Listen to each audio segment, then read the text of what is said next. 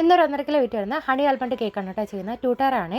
അപ്പോൾ അതിനുവേണ്ടി 2 8 ഇഞ്ചിൻ്റെ കേക്കിലും 2 5 ഇഞ്ചിൻ്റെ കേക്കിലും ആയിട്ട് 6 മുട്ട വെച്ച് ഒരു കേക്ക് സ്പഞ്ച് ചെയ്ത് വെച്ചിട്ടുണ്ട് കേട്ടോ.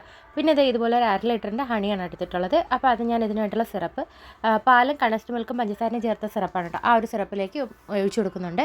അതുപോലെ തന്നെ നമ്മൾ കൊടുക്കുന്ന ക്രീമിലേക്കും ഹണി ചേർത്ത് കൊടുക്കുന്നുണ്ട്. അങ്ങനെ ഓരോ കേക്കായിട്ട് സെറ്റ് ചെയ്ത് കൊടുക്കണം കേട്ടോ. അപ്പോൾ ഇത് താഴത്തെ ടയറിന് വേണ്ടിയുള്ള കേക്കാണ്. അപ്പോൾ ഞാൻ കേക്ക് സ്പഞ്ചിലേക്ക് സിറപ്പ് ചേർത്ത് കൊടുക്കുന്നുണ്ട്. അതിനുശേഷം സ്പഞ്ചിൽ മുകളിലായിട്ട് കുറച്ച് ഹണി ആഡ് ചെയ്ത് കൊടുക്കുന്നുണ്ട്.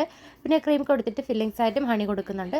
പിന്നെ കുറച്ച് വൈറ്റ് ചോക്ലേറ്റ് ഗണാഷാണ് കേട്ടോ. കണ്ടൻസ്ഡ് മിൽക്കിന് പകരം വൈറ്റ് ചോക്ലേറ്റ് ഗണാഷാണ് കൊടുത്തിട്ടുള്ളത്. പിന്നെ ആൽമണ്ടാണ് കേട്ടോ ചേർത്ത് കൊടുക്കുന്നത്. അതൊന്ന് കട്ട് ചെയ്തിട്ട് കൊടുക്കുന്നുണ്ട്. അപ്പോൾ രണ്ടാമത്തെ ലെയർ വെച്ച് കൊടുത്തു. ഈ പ്രോസസ്സ് തന്നെ കണ്ടിന്യൂ ആണ് കേട്ടോ.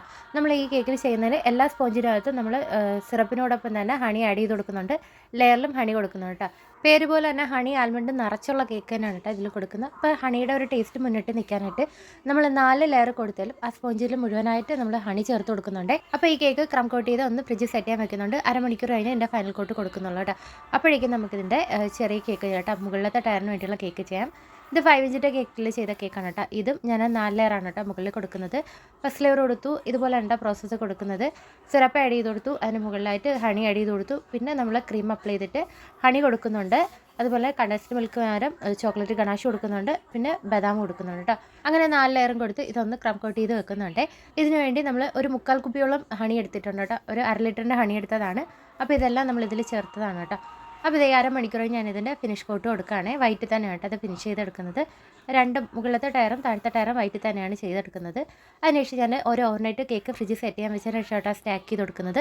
താഴത്തെ കേക്കിൽ കുറച്ച് സ്ക്യൂവേഴ്സൊക്കെ കൊടുത്തിട്ടുണ്ട്. അപ്പോൾ ചെറിയ കേക്കിനെ ഒന്ന് ലിഫ്റ്റ് ചെയ്തതിൻ്റെ മുകളിൽ വെച്ച് കൊടുക്കുന്നുണ്ട്. അതുപോലെ സെൻറ്ററിലൊരു നല്ലൊരു സ്ക്യൂർ കൊടുക്കുന്നുണ്ട്. അതുപോലെ തന്നെ 2 സൈഡിലായിട്ടും കൊടുക്കുന്നുണ്ട്. Light sky blue colour cream ഒന്ന് പൈപ്പിംഗ് ബാഗിലാക്കി 2 കേക്കിൻ്റെ താഴ്ഭാഗത്ത് ഒന്ന് അപ്ലൈ ചെയ്ത് കൊടുക്കുന്നുണ്ട്.